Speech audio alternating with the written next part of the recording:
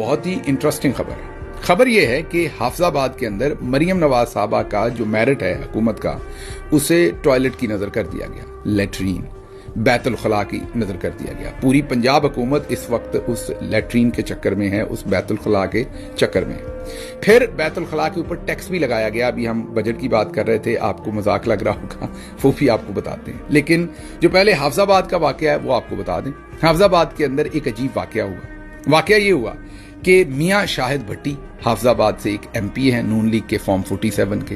वो अपने बेटे जवान साल हैदर भट्टी के साथ DPO ऑफिस हाफिजाबाद, कामरान मेरा ख्याल वहां पर DPO थे, उनके ऑफिस में वो पहुंचे। तस्वीरें आपको सभी की दिखा रहे हैं। और ये जो MPA साहब हैं, नून लीग के MP हैं, मियां शाहिद भट्टी, उनके साहबजादे हैदर भट्टी, ये दोनों बाप बेटा DPO साहब के दफ्तर पहुंचे। DPO का नाम कामरान साहब था। DPO साहब गालिबन ऑफिस में नहीं थे या बैठे हुए थे, और उनकी मौजूदगी में जो इनके बेटे थे हैदर भट्टी, उन्होंने DPO के जो ऑफिस के अंदर उनका पर्सनल बाथरूम है, जैसे आप किसी डॉक्टर के पास जाएंगे तो उसके क्लिनिक का जो उसका ऑफिस होगा, एक तो बाहर लोगों के इस्तेमाल के लिए, पेशेंट्स के इस्तेमाल के लिए बाथरूम होगा, एक डॉक्टर का पर्सनल बाथरूम होगा। ऐसे ही किसी भी वकला के पास जाएं, किसी जगह पर भी, तो हर शख्स का एक पर्सनल बाथरूम है और एक बाहर जो उन्होंने अपने कस्टमर्स के लिए या विजिटर्स के लिए या जो पेशेंट्स के लिए, जो भी आपने कहना है, वो बाथरूम है।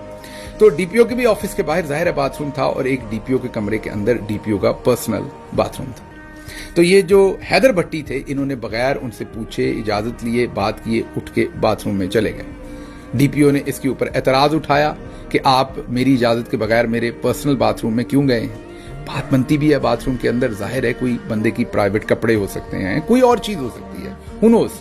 तो इसलिए आप पूछ तो लें पहले। उस पर हैदर भट्टी की जो साहबजादे हैं मियां शाहिद भट्टी, जो MP हैं, वो भी वहां पर मौजूद थे। उनकी DPO के साथ तू मैं हो गई।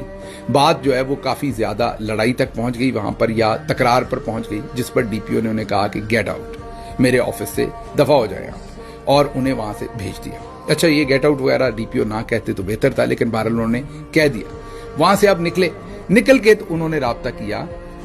जो हमारी इतलात ये है कि डिंटोनिक और उनके जो आजम नज़ीर तारड़ साहब हैं, डिंटोनिक साहब हैं, सायरा अफजल तारड़ साहबा हैं, ये तारड़ फैमिली जो मरहूम रफीक तारड़ की बाकियात है इस सारे इलाके के अंदर, जो पहले नवाज शरीफ साहब के साथ रहे हैं। याद होगा, एक जज थे और बाद में सदर बनाए गए थे। इस खानदान से रब्ता किया, क्योंकि मियां शाहिद भट्टी इन्हीं की प्रॉक्सी हैं आगे से, कि जी साडी ते बड़ी बेइज्जती कीती है। पंजाबी च दसिया है कि साडी बड़ी बेइज्जती कीती है, सानू ते लटरीन चो कट दिता है DPO साहब ने, सानू ते लटरीन नहीं जान दिता। एक कामरान जेड़ा DPO, साडी इज्जत हुण तद रहिंदी है, मीन हमारी इज्जत तब तक बहाल नहीं होती जब तक इस DPO को यहां से ना हटाया जाए, नया DPO लगाया जाए और हमारा बेटा वहां जाएगा और बाथरूम इस्तेमाल करेगा। जी हां, ये ख्वाहिश का इजहार किया। और ये सायरा अफजल तारड़ और अता तारड़ ने मरियम नवाज से बात की कि इस DPO को जब तक तब्दील नहीं किया जाता तब तक, और ये जो हैदर भट्टी हैं दोबारा बाथरूम जाके उसी DPO के कमरे में वही बाथरूम इस्तेमाल नहीं करते,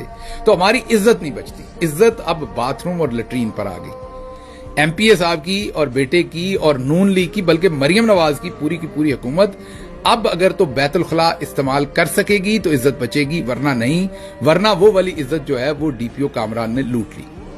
इसके ऊपर जोर लगना शुरू हो गया। पता चला कि DPO साहब के पीछे भी कोई बड़ी शख्सियत थी जो उनका तबादला नहीं होने दे रही थी। तो ये मैच पड़ गया। मरियम साहबा के लिए मुसीबत बन गई ये लैट्रीन, ये बैतुल खला, ये बाथरूम, ये टॉयलेट उनके लिए मुसीबत बन गई। और आप ऐसा ही समझेंगे मरियम साहबा को इस टॉयलेट के अंदर बंद कर दिया, कई दिन किसी ने बंद कर दिया। का मतलब कि खेंचा तानी होती रही, एक तरफ तारड़ खानदान और दूसरी तरफ एक और खानदान। अच्छा, अब आखिरकार फिर मैंने आपको बताया कि पूरी दुनिया में एक चीज तो है ना, जब वो हो तो कुछ नहीं रुकता, बाथरूम के लिए तो नहीं रुका जा सकता।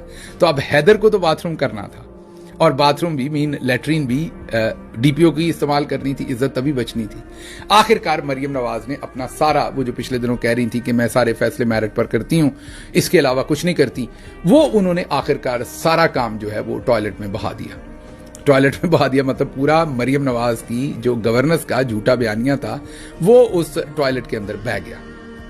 उसके बाद मेरा ख्याल फवाद साहब नाम है जो नए DPO लगाए हैं, उनको लगाया गया और उन्हें बाकायदा अता तारड़ ने, ये क्लेम किया जा रहा है, कितना सच है कितना नहीं ये हमें नहीं पता, लेकिन पुलिस के जराए कह रहे हैं कि उन्हें कहा कि हैदर भट्टी और उनके वालिद मियां शाहिद भट्टी को आप अपने ऑफिस बुलाएं और उन्हें अकोमोडेट करें, मतलब कि उन्हें कॉन्फिडेंस में लें कि हुकूमत आपके साथ खड़ी है और आपकी इस तरीके से बेइज्जती हम नहीं होने देंगे।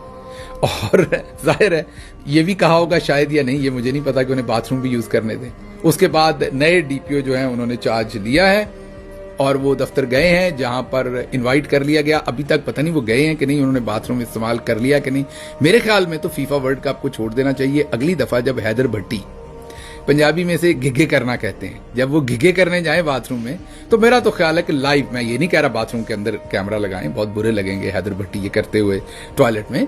मैं ये कह रहा हूं कि बाहर डीपीओ के दफ्तर के बाहर ढोल शोल बजना चाहिए पूरी, क्योंकि जाहिर है तारड़ फैमिली की भी इज्जत बची है, वरना टॉयलेट इस्तेमाल ना होता तो तारड़ फैमिली भी रुड़ गई थी बेचारी, शायद भट्टी साहब भी रुड़ गए थे, हैदर भट्टी भी